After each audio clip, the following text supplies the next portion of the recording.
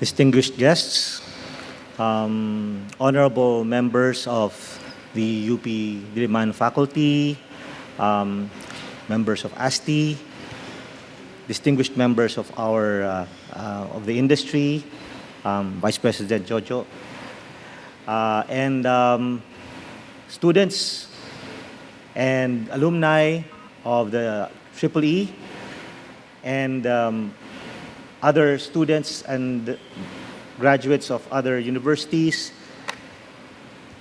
participants in the NEECE 2024, good morning. Allow me to tell you a little story, okay? The story of the development of the power electronics industry in the Philippines. Allow me to begin by showing you this iconic photo of UP Diliman when it was first established.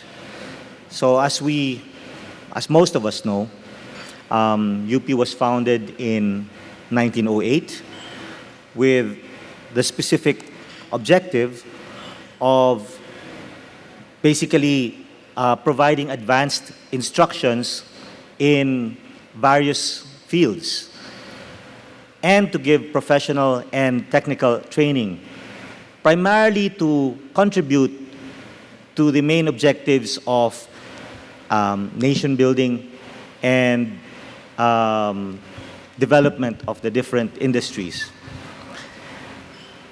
Fast forward a few decades, there was 2 world wars, and after the Second World War, the campus in Manila was totally destroyed, right?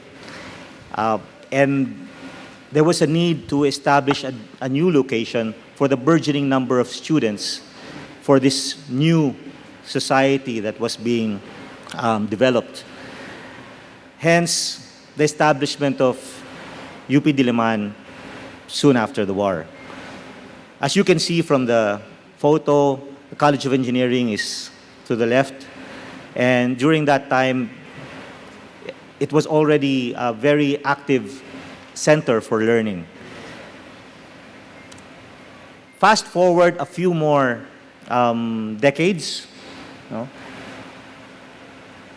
the Melchor Hall is still very active. I, being a product of that institution, way back in 1994, I was already working on my thesis.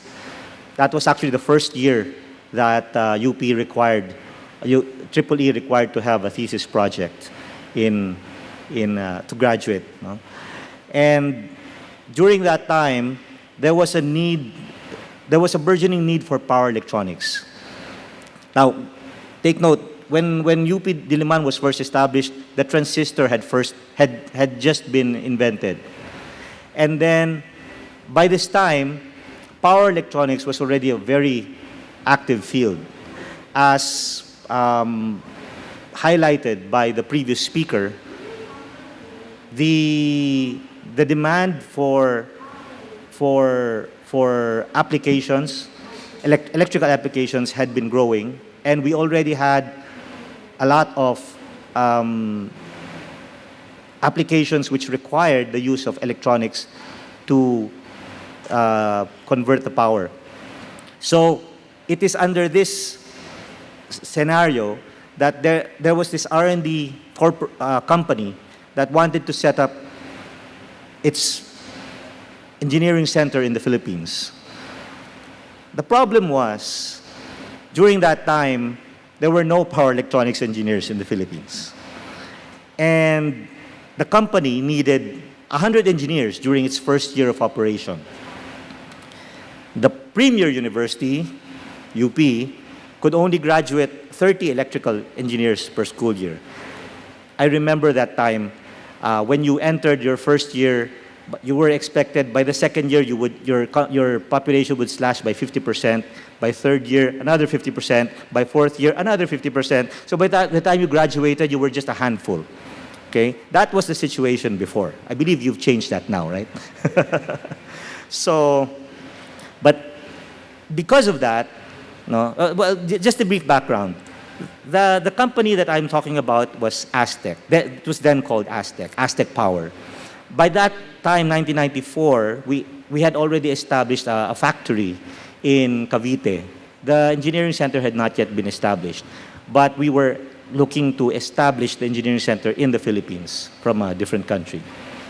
So by 1995, it was established as the largest electronics design group in the country, with 2 buildings, as you can see. Both, the company was ISO 9001 approved, 14,000 approved for environment. And we housed the first certified safety laboratory in the Philippines. That means our engineers were safety certified. You could write a report and it was as good as a UL report.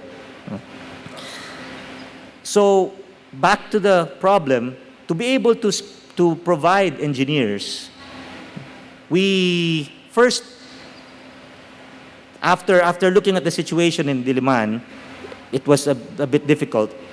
We went to Los Banos, and there we established the first power electronics laboratory in the Philippines, wherein we donated equipment and components for the continuation of various research projects related to power electronics. It was in the CEAT, College of Electrical and Agro-Industrial Technology. Okay? Now, since then, by 2002, the CEAT had graduated 7 batches of power electronics engineers. You can see some of them here. These engineers were crucial in the growth of our company. As you can see, from the first 5 years, an increasing amount of our engineers came from this program. And true enough, until now, this program exists. It was as a steady supply for manpower growth. By 2001, we were able to establish another laboratory in Diliman, of course, with the help of the faculty. And by then Dr. Rowena Guevara, who was then the head, no? With her leadership, we were able to create the laboratory while also donating the Astec room, if you see that on the left side of the EEE building. And during that time, there were a lot of activities in the power electronics lab in Diliman. Up to 23 undergraduate projects at a single given point in time, with the help, of course, of some grants from Advanced Energy, then Astec. Also, at that time, there were up to two MS students working, doing their OJT in power electronics while doing OJT in Astec. Why am I saying this? I'm saying this also as an example for those who would like to have that kind of interaction. No? So, in addition to this, we also made sure to share the technology with other universities as well. As you can see from here, about up to 8 universities participated in our faculty immersion program in a span of 5 years. And during that time, we were able to impart the knowledge of power electronics, of course, more geared towards power supplies, to these universities, to these colleges. And they, in turn, incorporated them into their curriculum, some as individual subjects, some as full power electronic tracks, as in the case of Mapua Institute of Technology. A couple of more years, since we were growing, there was a need to move to a new design center. And we found a very suitable place in Eastwood. It's actually a very nice place. Most of you have been there. And we're happy to say that we are housed in Technoplaza 1 building. In addition to that, we were also able to establish the first fully compliant semi-anechoic chamber in the Philippines in a separate building. This is actually required to be able to test our products for electromagnetic compatibility. So you may be wondering, I was talking about advanced energy and Astec. Well, actually, we're one and the same thing. No? We all, over the years, in our more than 25 years history in the Philippines, our brand name has changed, but we're still the same. From Astec to Emerson Network Power when we were purchased by Emerson, to Artisan Embedded Technologies, and finally to Advanced Energy when we were acquired by Advanced Energy. By that time, we were the largest and premier precision power conversion company in the world.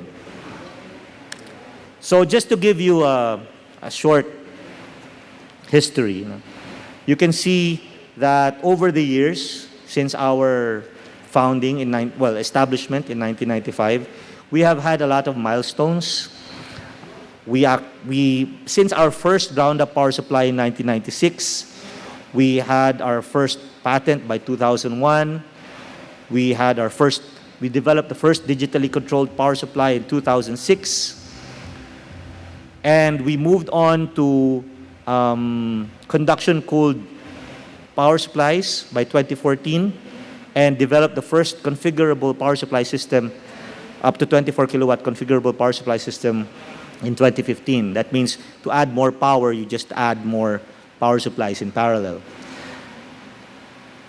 Telecom power was also one of our forte, to the point that by 2022, just when the pandemic was being lifted, we provided power to the 5G during the Super Bowl. And by now, we have been able to achieve 97% peak efficiency for three-phase power as we move towards higher and higher power in the future. So for those of you who have not been to Eastwood, this is a snapshot. So that's our building over there. That's the semi-anechoic chamber lab.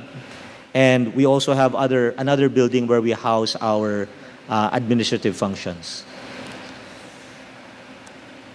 So basically, what do we do? As a company, we make power supplies. And the intent really is to be able to power different applications in the world. At one point in time, you name the cell phone, we made the charger. Of course, since then, we have moved out of that business due to the relatively meager profit margin. And we have moved on to other higher, more stable applications. But throughout that process, we have maintained our medical applications. Actually, during the pandemic, when all the businesses were down, we actually made a good business by selling power supplies to all the medical applications required to during the pandemic, all the medical emergencies. So that continues to expand. Our portfolio continues to expand, and the intent is so that the world can continue living so you can continue living your daily lives. As you can see here, we also provide power to social media servers, and also for horticulture applications, wherein many people in the northern countries would like to grow crops indoors. The reason why we have the space station there was because we actually also at one point developed a power supply that was intended to be used by the space shuttle program. I'm not sure if it was used, but yes, it did complete. We did complete that project. So in the previous talk, you saw the importance of the grid. Our part in the society is we provide the link from the grid to to your end application. Actually, over approximately 70% of all electrical power in the world is processed by power electronics. And just imagine, as the demand for power increases, we all are aware about what's happening in the world in terms of the environment, global warming, the fossil fuel problem, and the population of the world is not going to go down anytime soon. So this will just keep increasing. By now, Power Electronics is already handling 3 terawatts of power worldwide. That's a lot, right? So that's the importance of power electronics. Now, therefore, over the years, as you can see, given the extensive need for power and the contrast between the need to protect our environment, the key problem with, or the key challenge for power electronics is, of course, efficiency. Trying to make sure that when we provide that link between the grid and the end application, little or no power is lost, because it's a critical function. So, in addition to the fact that there is a need to make power supplies smaller and smaller, which we do, we are currently also the leader in power density. We continuously strive to raise the barrier, or raise the limit of efficiency that power supplies can achieve.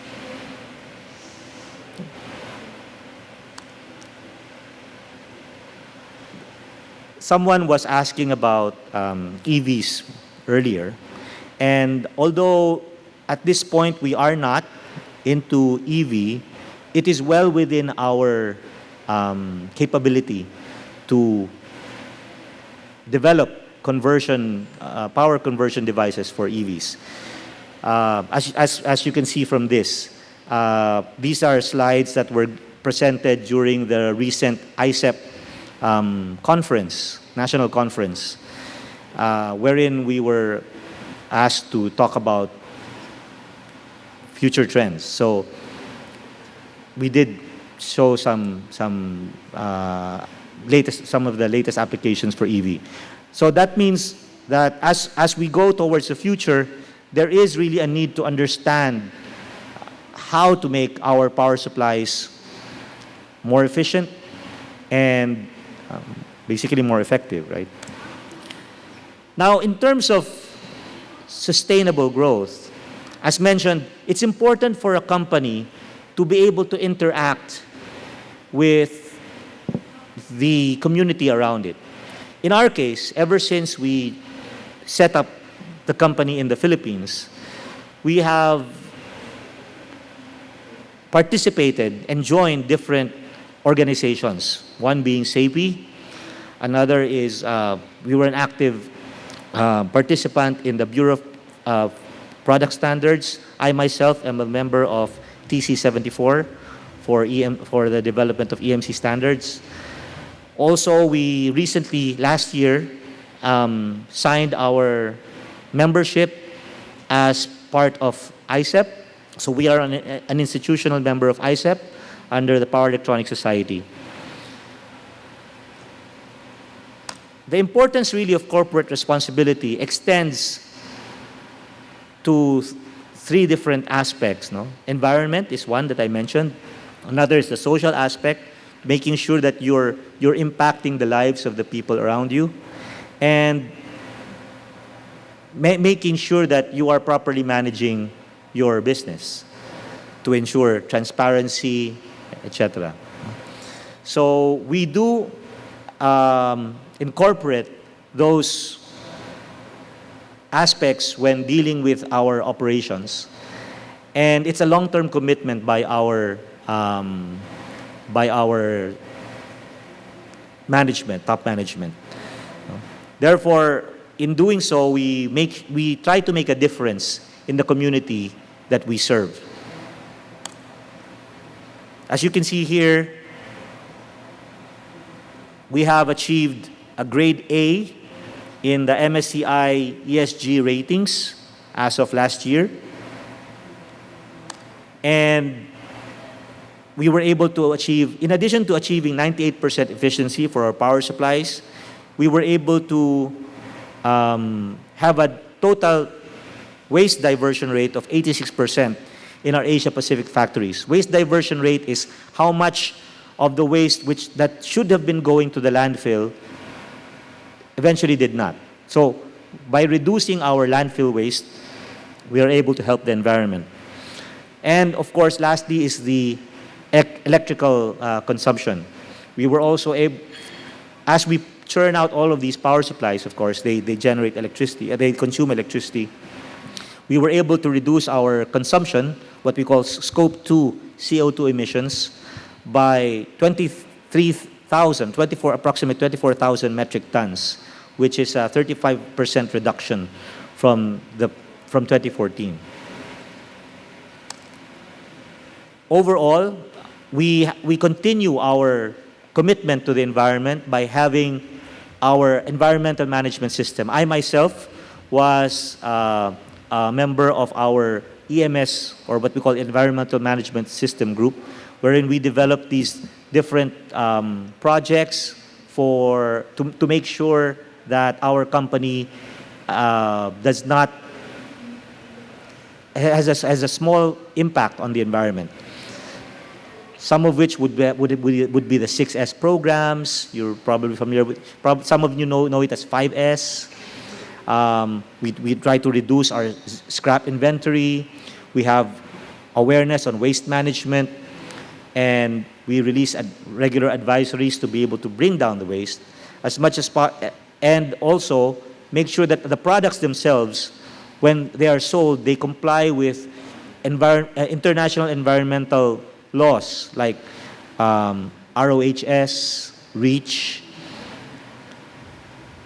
This is all in coordination with local authorities like PESA and PDEA to make sure that our operations are compliant in terms of the environmental aspect. But with all this, it's, as you can see since the first slide, the importance really is training. To be able to have a culture wherein we elicit high standards from our employees, we need to have a good training and development framework. This cannot happen without the first requirement, which is a strong management or a firm support from the management, from upper management.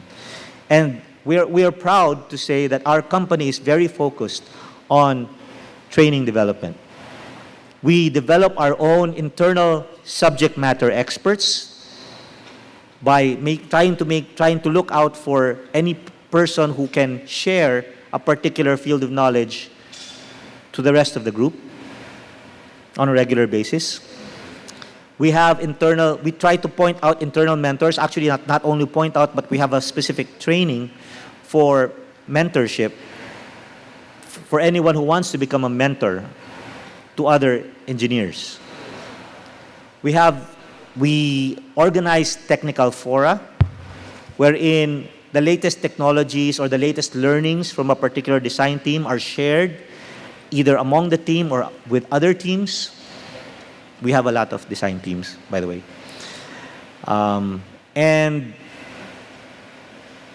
we have also, in addition to external technical trainings, our own internal technical trainings for new hires, in addition to the Power Electronics program that we mentioned earlier.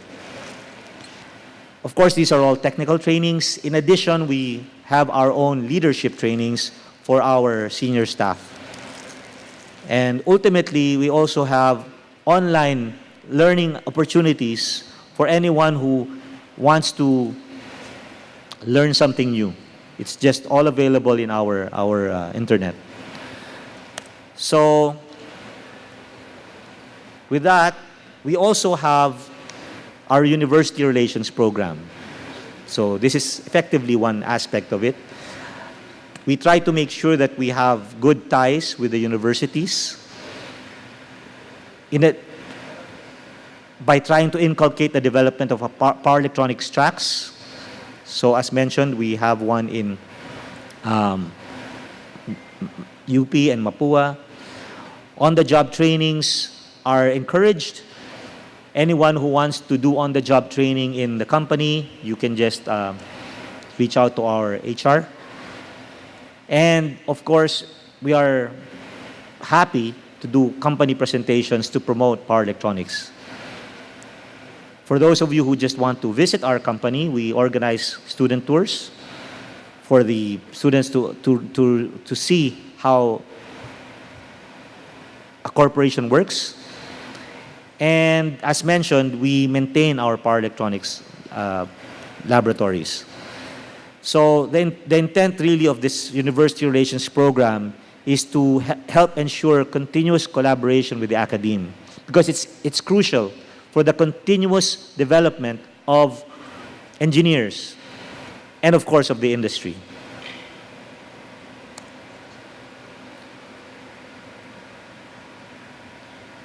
Since 2002, the program that had initially been established in UP Los Banos was transferred to Mapua under the leadership of Dr. Reynaldo Vea, who some of you may remember was also the former dean of the UP College of Engineering.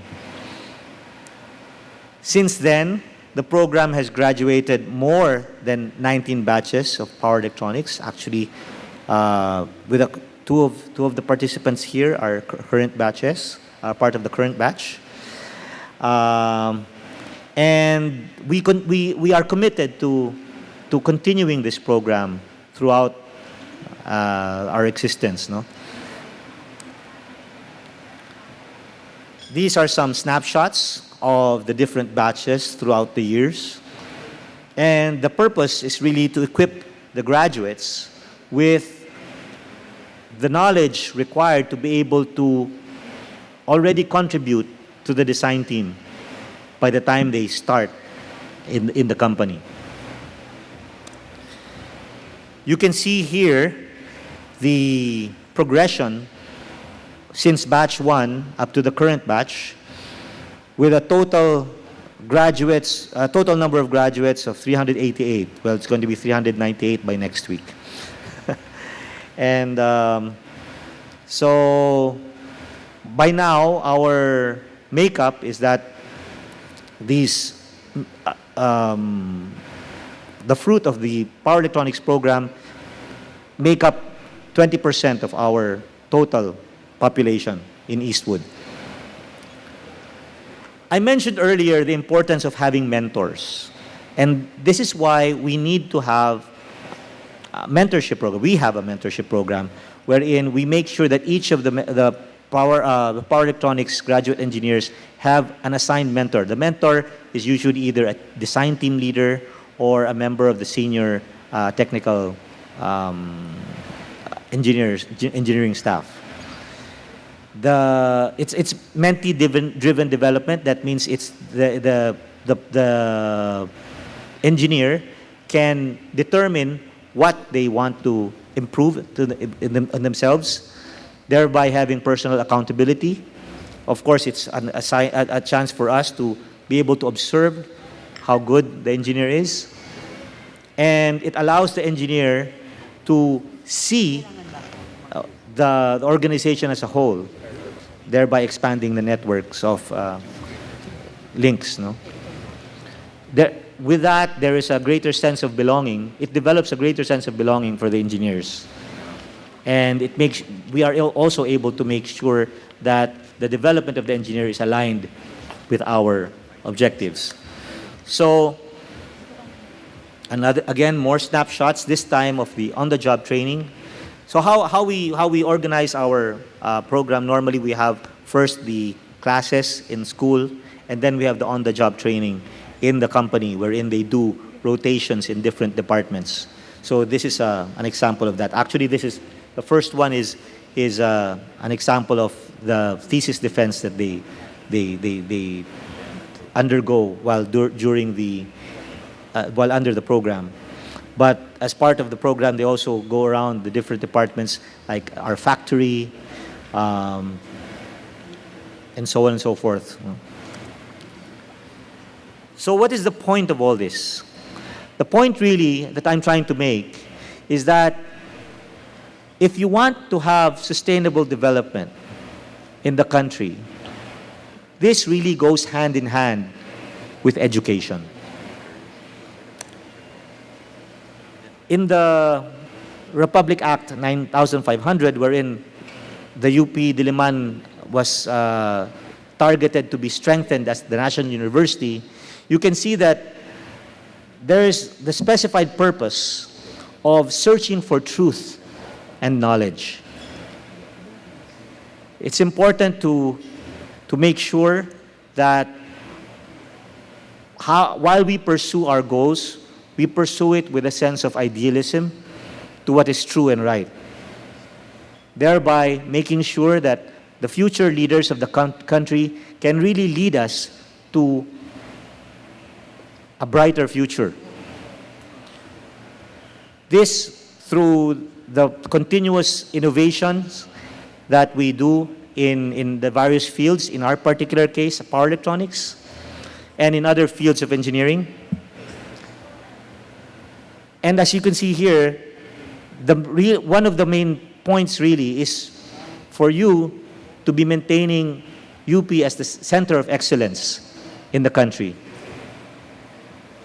True enough, UP has led the country in terms of education, and I do hope that the people that are here today can make sure that that continues to happen. Thereby, the UP can continue providing its service as a source of support and technical assistance to the government, private sector, and civil society.